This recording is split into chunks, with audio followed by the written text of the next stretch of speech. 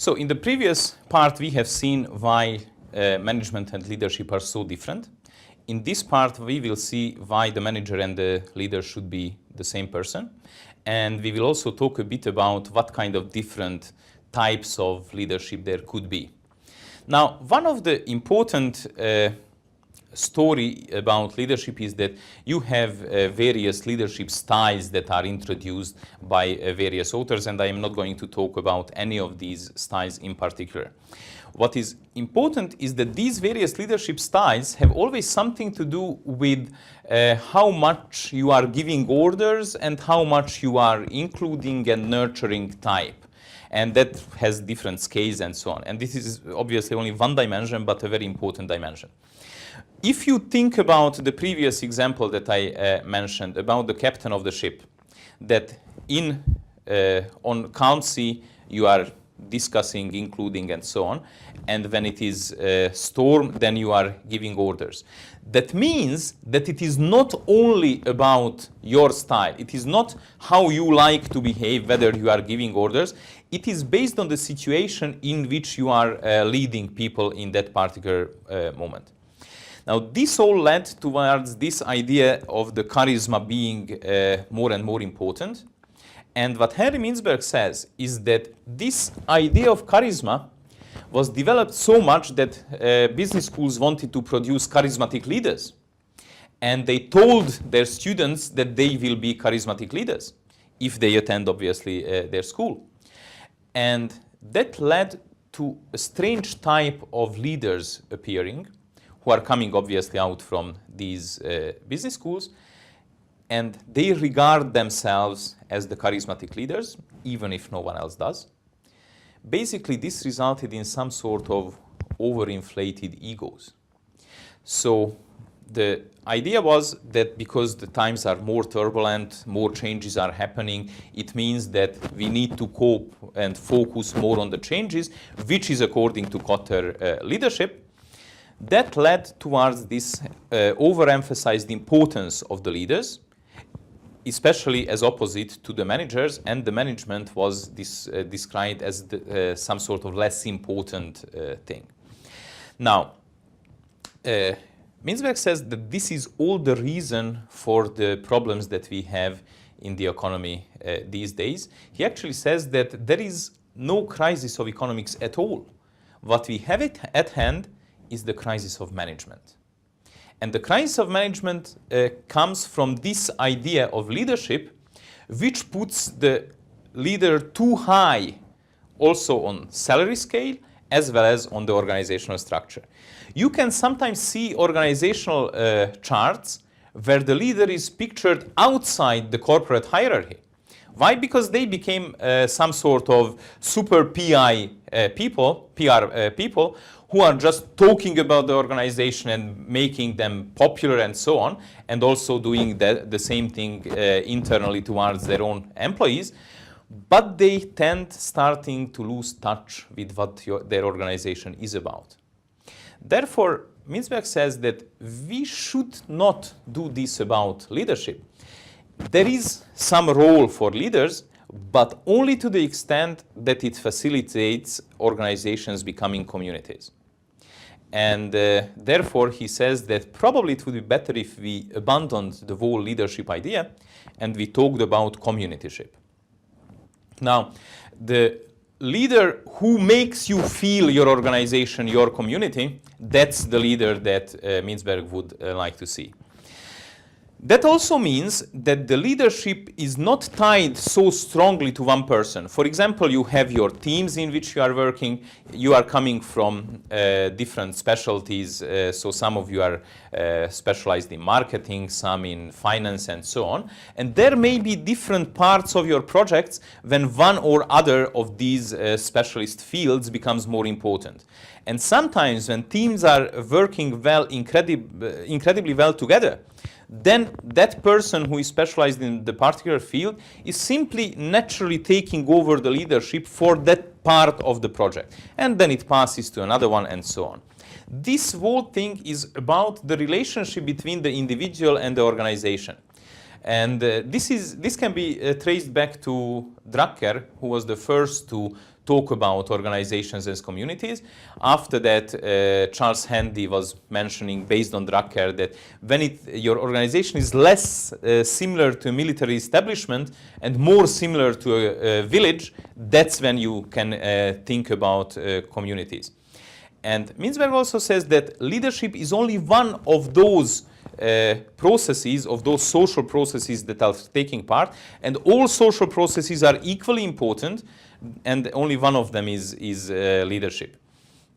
So basically, this heroic kind of school of leadership presented the leader as the cure of all ills, as the solution to all problems, and that thing that the individual is the solution to all problems, Mintzberg says, must be gone. Now, he also looks at companies who are characterized by communityship as the opposite of what we call the lean and mean organization. And you will hear probably quite a lot about the lean and mean organizations in your later studies. So what is the difference between Kotter's and Mintzberg's approach? The main thing is that they do not have the same understanding of management and leadership. So the contradiction is not so huge, even if Mintzberg says that the worst thing that ever happened to management was that Kotter divorced management and leadership from each other. But how Kotter sees management is dealing with the complexity, dealing with the everyday things, and leadership is dealing with the change. What Mintzberg says is that management is about knowing what's going on in your organizations, and then you, of course, would not like to have a leader who does not know what's happening in your organization. So nobody wants that kind of leaders.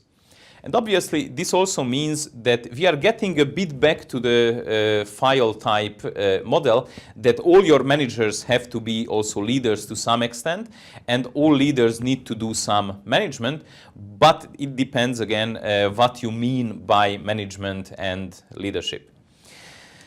The other thing that I wanted to share with you is that there are different types of leaders, even if the leadership style is not what I am talking about. And I like to distinguish between leaders as action heroes and leaders as drama heroes. What are the action heroes like?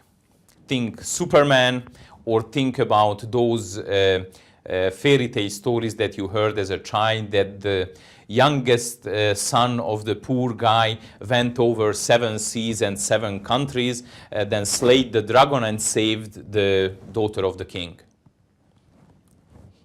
Did he have any doubts? Nope. He knew what he needs to do. Go there, kill the dragon, and then save the princess. But it is not the only part. He also knew what the reward will be. The reward is the hand of the princess and half of the kingdom until the king dies, and then you get the rest of it. So it is a very, very nicely structured world where you have no questions, you know exactly what needs to be done, and you exactly know what the consequences are of those things that you do. Is this how our world of business really works? No. Of course, there are many leaders who belong into this category, and that's that kind of bad leadership that Mintzberg was talking about. Why? Because it means that the purpose, what you need to achieve, is increase of the shareholder value. How you can do that? Push the costs down, get the income up, and your profit is great. And if you don't think about running your organization for a very long time, now let's think very extreme. What if you don't care that your organization will bankrupt tomorrow? What would you do then? How you can maximize your profit in that case?